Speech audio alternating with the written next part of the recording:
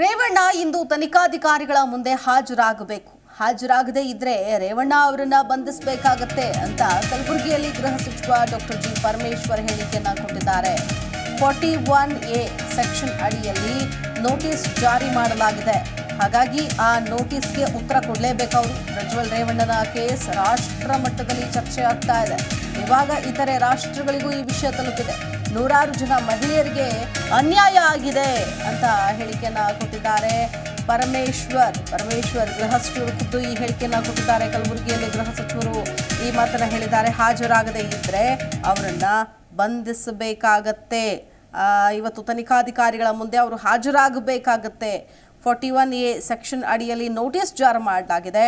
ಅದಕ್ಕೆ ಅವರು ಉತ್ತರವನ್ನು ಕೊಡಲೇಬೇಕಾಗತ್ತೆ ಅಂತ ಹೇಳಿಕೆಯನ್ನು ಕೊಟ್ಟಿದ್ದಾರೆ. ಗೃಹ ಸಚಿವರಾದಂತಹ ಪರಮೇಶ್ವರ್ ಅವರು ಈ ಹೇಳಿಕೆಯನ್ನು ಕೊಟ್ಟಿದ್ದಾರೆ.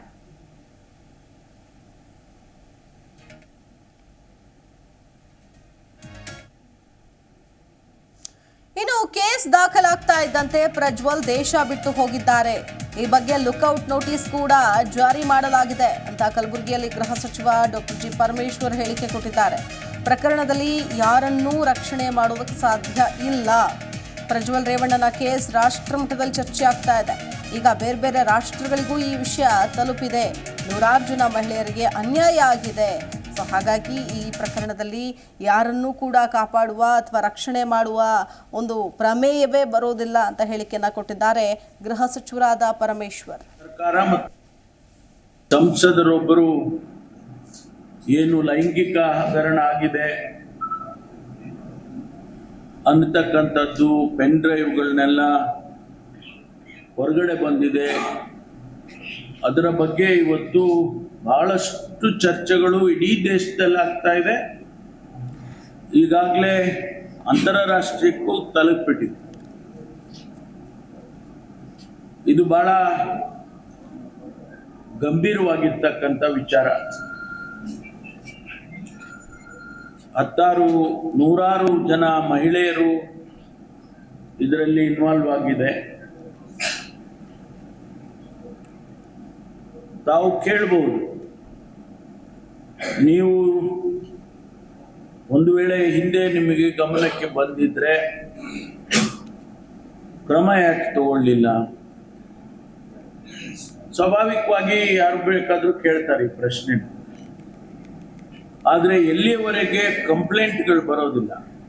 ಯಾಕೆಂದ್ರೆ ಇಂಥ ಸೂಕ್ಷ್ಮ ವಿಚಾರದಲ್ಲಿ ಸುವಮೋಟೋ ತಗೊಂಡು ಯಾರದೋ ಜೀವನವನ್ನು ಹಾಳು ಮಾಡ್ತಕ್ಕಂಥ ರೀತಿಯಲ್ಲಿ ಆಗೋದಿಲ್ಲ.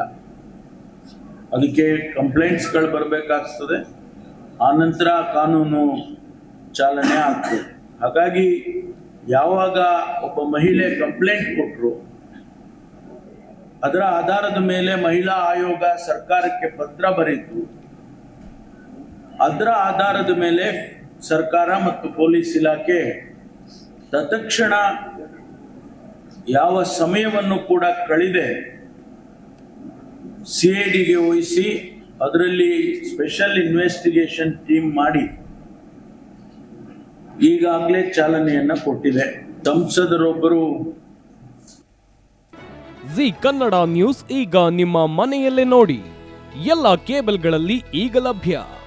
ಸನ್ Direct 292, Jio TV 1334, U Digital 162, City Cable 51, GTPL 17, Abhishek Cables 821, Rockline Telecommunication 51, Shri Basaveshwara number 60, Vinayaka Digital number 53, In Digital number 896ರಲ್ಲಿ.